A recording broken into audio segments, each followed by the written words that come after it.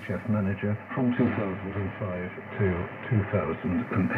In 2017, IARU Region 1 presented Colin with the Roy Stevens G2DVN Memorial Award for his service and dedication to international amateur radio. This is anniversary for NJH. San Ramon, California will be hosting a music weekend this coming October, so plan ahead. George Zaparopoulos, KJ6VU, has the details. Hams and other tech enthusiasts who are coming to San Ramon, California for PacificCon 2026, the ARRL Pacific Division Convention, can look forward to a separate event on their calendar taking place just down the street. The Zero Retries Digital Conference is back for a second year. Organizers have announced that the Roundhouse Conference Center will be hosting the conference on the 15th of October. Attendees who arrive early will also have an opportunity to visit the Computer History Museum in Mountain View, California. Registration is not yet opened, and planning is still a work in progress for the Zero Retries event. Organizers stress that if you have plans to attend both events, PacificCon is a separate activity taking place on October 16, 17, and 18, and you'll need to register for that at pacificcon.org. The Zero Retries Newsletter Inaugural Conference will hold in September 2025 in Washington State. This is George Zaparopoulos, KJ6VU. Hams in One New Mexico Club were pleased to discover that the mobile trailer they've been borrowing from the county is now theirs to use full-time. Dallas Kulachi, KJCI-TV, gives us those details. An amateur radio club in New Mexico has become a beneficiary of a statewide transition by first responders to a new digital microwave communication system on 700 megahertz. In Socorro County, officials have transferred the use of their older mobile VHF communications trailer to the Socorro Amateur Radio Association. The association had been borrowing the trailer for quite some time for members' use during field day at the San Antonio Fire Station, as well as for the group's emergency operations. One of the members, Alfred Braun, AC5BX, told Newsline in a phone call that the county's action now means that the haulers will have full-time access to the trailer and will be able to use and maintain everything in good working condition for the next 4 or 5 years. Meanwhile, New Mexico's Department of Information Technology continues reducing its reliance on analog VHF, bringing first responders throughout the state onto what they consider to be a more secure digital trunking network. This is Ralph Squillaci, KK6-ITV. Congratulations to Fran Archibald, VE1FA, and Helen Archibald, VA1YL, who were recently recognized by Radio Amateurs of Canada for their years of amateur radio commitment. The husband and wife team has been chosen to receive the RAC's Amateur of the Year Award for 2025. Married for more than 50 years, they have been almost equally married to their amateur radio involvement, which has included teaching, mentoring, net control, leadership, and equipment restoration. Read more about them on the RAC website at rac.ca. Time for you to identify your station. We are the Amateur Radio Newsline, heard on bulletin stations around the world, including the VE2R.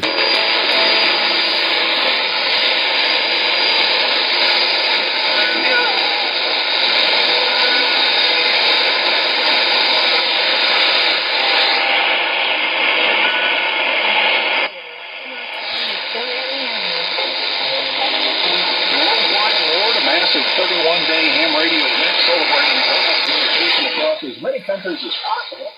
Fire further events coming March. This one is just for YLs. They have the details from Fairly Good before NJH. Taking their cue from the successful worldwide award of the past few years, organizers are launching the YLWWA. YL's Bonfire Award, what we call MCT for hunters from anywhere in the world. The shorter version of the month-long event. This activity takes place only from the 9th to the 16th of March, with YLs using their own call signs and their own preferred modes. Veronica DL4BER, the event's international liaison for the event, told Newsline that the idea had been born at Ham Radio Friedrichshafen last year in a discussion between Max, IW1FRU, and Heike, DL3FD, a German YL's representative. Veronica said it was their first international radio project designed to bring together the largest numbers of YLs globally in a single event. Logging will be done live by the activators without the need to Hunters to submit logs. She argued, quote, "Hunters just need to go on events and enjoy the radio." Details about the events, including rules and awards, are available on the website. You'll find a link in the text version of this week's newscast at arnewsline.org, where you will also be able to see which wire activators are already signed up. This is Jamie Berkey for M3H. Busy on a number of fronts with projects. We encourage you to learn more about satellites and their impact on our lives. With this report, we welcome the newest member of the Baseline team, Daniel Garcia, W2 DIY. To connect the next generation of satellite initiatives. Endfed's newest initiative has produced a new installment of its online satellite course, and in a separate effort, has introduced a free downloadable coloring book for younger students. The coloring book, called on ways that satellites have an impact on almost everyone's daily activities. Produced with a grant from Amateur Radio Digital Communications, contains illustrations on 12 children's display and is available in English and Spanish with accompanying discussion guides. Details and downloadable copies are available at the website endfed.com. Meanwhile, the third installment of Endfed's free online satellite course is being prepared for release. It was produced by Eric Sonnenhall, N2XLE, a retired science teacher, and examines the way satellites assist with the control of pollution on Earth. It will be available with the two other courses released earlier in the program, Introduction to Satellite Meteorology and Satellite and Climate Change. Endfed rolled out its community-based youth initiative program in 2022 to provide age-appropriate lessons for students living in the satellite age. This is Daniel Garcia, W2 DIY. In addition, if you're a student who's also a licensed student, you now have an excuse for looking out the window or staring at the sky. And that is the first and third Tuesday of each month to be STOTA Day. That's Students on the Air Day. Starting in March, students everywhere in the U.S. will be encouraged to get out there and make as many QSOs by satellite as they can, and work as many satellites as they can. Have fun. Don't do this in the middle of class. Unless your teacher approves, of course. In the world of DX, hams throughout Denmark will be activating the call sign OZ100OZ from the 1st through to the 8th of March to mark the centenary of amateur radio as a licensed activity in that country. It was in March of 1926 that the Danish Ministry of Public Works legalized ham radio, which, by the end of its first year, had issued 40 licenses to operators. Arno DL1CW is operating as 9G5ZZ from Ghana until the 3rd of March. He is using mainly CW with some ready. Listen for him on 80.6 meters.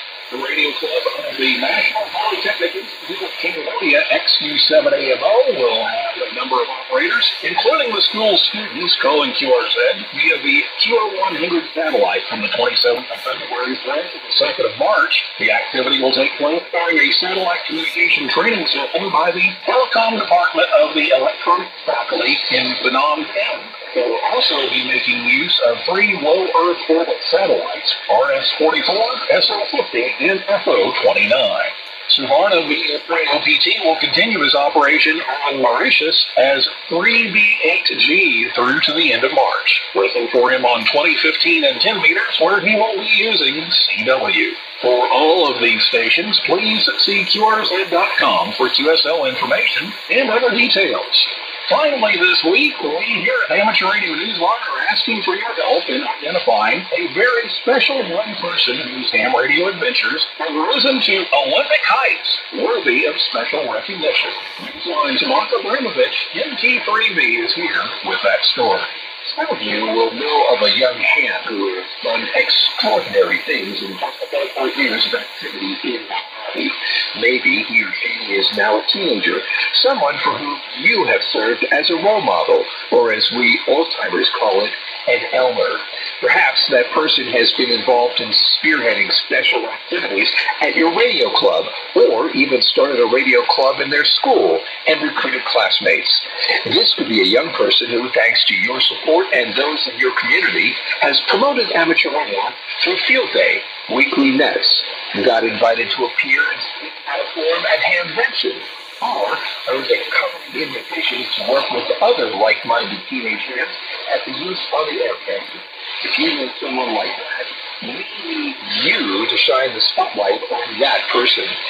We're now opening nominations for the Bill Pasternak WA6 IKF Memorial Young Ham of the Year Award for 2026. We need you to step up and bring your special ham to the attention of our panel of judges. Candidates must be licensed amateur radio operators, 18 years of age or younger, and residents of the continental United States. Go right now to our website, arnewsline.org, and find a nomination form under the awards tab. Start assembling the documentation on your nominee and make sure we put it in by our May 31st deadline. The award is only possible with your nominations and your support. I'm Mark Abramovich, NT3V, Chairman of the Young Ham Award Program.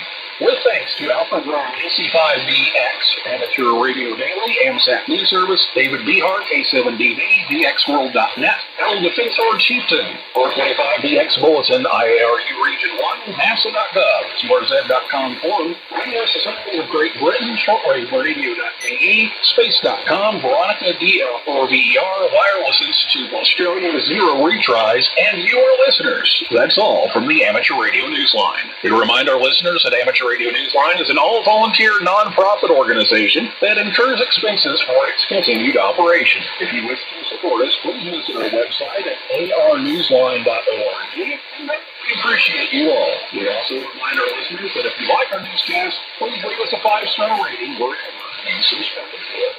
For now, until you like the news desk in New York and our news team worldwide, I'm Ralph WINC3 and UG73. And as always, we thank you for listening. Amateur Radio Newsline is copyright 2046. Amateur Radio Newsline retains ownership of its material even when retransmitted elsewhere. All rights are reserved.